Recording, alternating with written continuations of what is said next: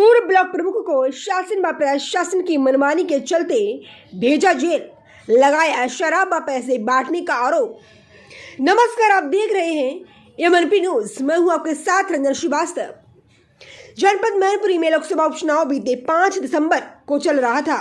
उसी दौरान शासन की मनमानी के चलते मैनपुरी प्रशासन ने पूर्व ब्लॉक प्रमुख को शराब व पैसे बांटने का आरोप लगाकर यह कहकर ले गए कि कुछ बात करनी है, लेकिन थाने पर पुलिस ने चालान करने की कार्रवाई की और तत्काल जेल भेज दिया। जब ब्लॉक प्रमुख जेल से रिहा हुए, उसी दौरान सतीश यादव ने बताया कि प्रशासन व शासन की मनमानी है, जिसे चाहे उसे जेल भेज देती है, लेकिन इस प्रकार का कोई भी मेरी तरफ से कार्य नहीं किया गया। जो पुलिस ने रवैया अपनाया है, वह रवैया पूर्ण तरीके से गलत है।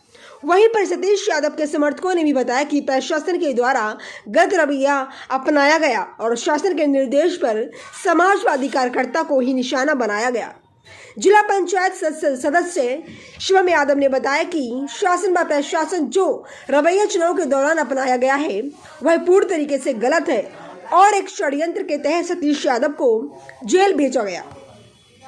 जबकि पूर्व में सिंगल प्रार्थना पत्र भी सतीश यादव के खिलाफ नहीं है। यह सिर्फ शासन व प्रशासन की मनमानी है, जिसके तहत सतीश यादव को निशाना बनाया गया और जेल भेज दिया गया है। इस दौरान पूर्व ब्लॉक प्रमुख के समर्थकों ने जेल से रिहा होने पर जमकर समाजवादी पार्टी के नारे लगाए और उनको बहुत बहुत बधाई दी। और क्या कुछ कहते हुए दिखे, जरा सुनिए। सतीश यादव जी हैं जो क्षेत्रीय प्रतिनिधि रहे हैं, किस तरीके की कार्रवाई करके उनको भेज दिया गया था? सतीश यादव जी जो हैं वो क्षेत्र के बहुत ही लोकप्रिय जनप्रिय नेता हैं।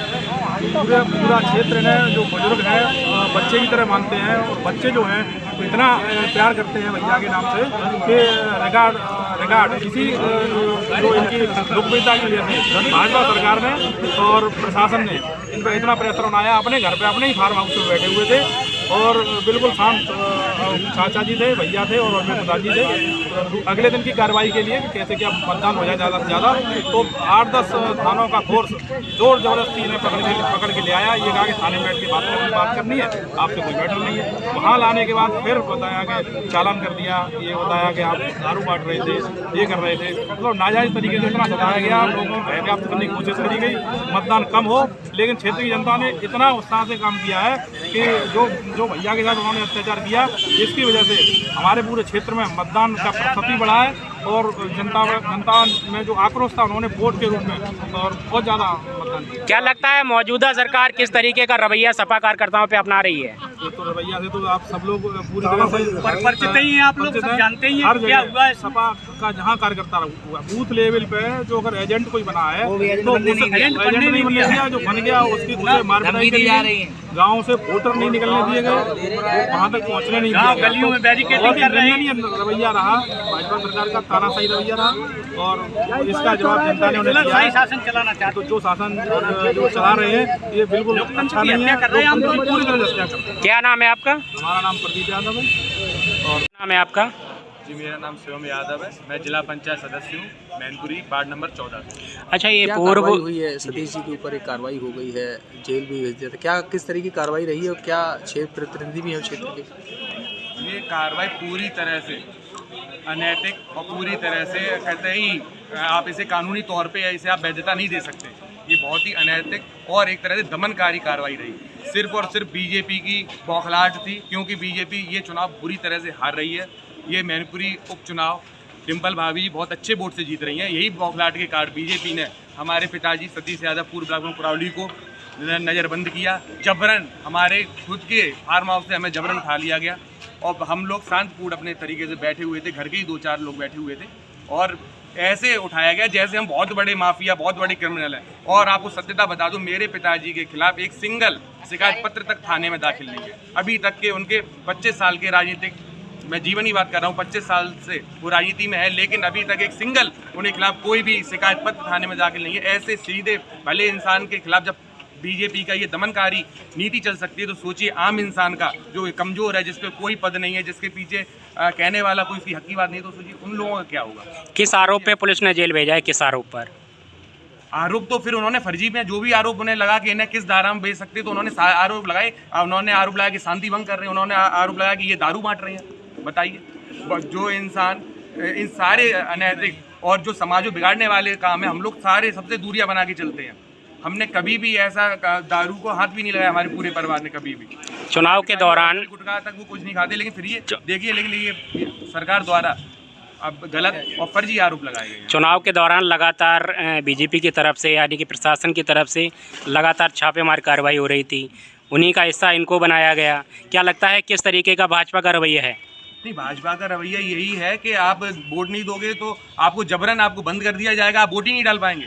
या तो आप वोट दो, नहीं तो आप घर पे बैठो, नहीं तो जेल में आप बंद होंगे।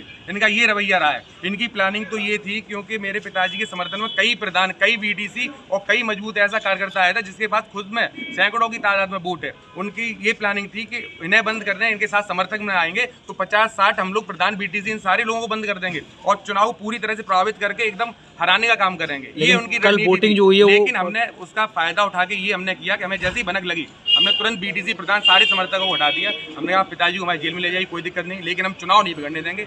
और हमने पूरी जिम्मेदारी अपनी करौली ब्लॉक, करौली नगर पे निभाई और हमने सारे लोगों को वापस भेज के हमने कहा कि आप जाइए और वोट को एक एक वोट ना खराब हो पाए और ना एक भी रुक ना पाए। क्या नाम है अपना भाई साहब? मेरा नाम सतीश यादव है। क्या षड्यंत्र के तहत आपको जेल भेज दिया गया था? हमारे ऊपर मैं और प्रधान हमारे अमित यादव भरौलिया और हमारे चचा राशिद यादव, हम तीनों लोग आगे चुनाव होने वाला था 5 तारीख को, तो उसकी रणनीति बना रहे थे किस तरह से शांतिपूर्ण तरीके से मतदान हो, किस तरह से ज़्यादा से ज़्यादा मतदान हो पाए, कोई आदमी छूट न पाए, ये सब वही मंत्रणा कर रहे थे। उसी टाइम पे प्रशासन द्वारा इनकी वजह छापा मारा गया और फिर उसके बाद हम संगीत आ गया, जल्द थाने चलिए और आपसे बात करेंगे। हम चलिए थाने चलेंगे, बात करेंगे। बाकी बात जो हम थाने आए और जब 20 मिनट बाद बात करेंगे, 2 घंटे थाने बैठा रहा। उसके बाद हमें पता लगा कि आपको 141 की धारा में भेजा जा रहा है। मैंने बात करने की कोशिश की सीओ साहब से और कहा सीओ साहब ये सब क्या है, आप तो बात करने के लिए लाए थे। मैं तो बड़ा शांतिप्रिय व्यक्ति हूँ, मेरा जो राजनीति सेवा भाव है, मैंने तो कभी राजनीति में कोई गलत काम और स्टेप उठाया ही नहीं है। तो आप बात करिए। तब उन्होंने उनको उधर से हमें तक आ गया कि ऊपर से प्रेशर है, आप दारू और पैसा बढ़ रहे थे। यार मेरे पूरे इलेक्शन में दारू और शराब उसका पैसे का कहीं जिक्र ही नहीं है, कहीं इस्तेमाल ही नहीं किया। मैं तो दारू तो खुद से दूर रहता हूँ। आप क्षेत्र के प्रतिनिधि हैं, किस तरीके का व्यवहार किया था प्रशासन ने आपके साथ? प्रशासन का व्यवहार बहुत अच्छा नहीं था। एक जनप्रतिनिधि के साथ जो होना चाहिए तो वो उनका व्यवहार नहीं। तो क्या लगता है चुनाव के दौरान उसी का हिस्सा आपको ही बनाया गया? क्या उसी का हिस्सा हमें बनाया गया। और जो हमारे पास रिपोर्ट है, वो जिस तरह से इन्होंने दमनकारी जो नीति बनाई थी भारतीय जनता पार्टी की प्रशासन के माध्यम से, उससे समाजवादी का जो कुछ लोग दबे थे, कुछ हतोत्साहित थे, उनके मन में और एक उत्तेजना और ऊर्जा का जो संचार हुआ, उन्होंने ऊंचे मनोबल से मतदान करने का काम किया है। इससे हम उन लोगों को और बधाई देना चाहते हैं।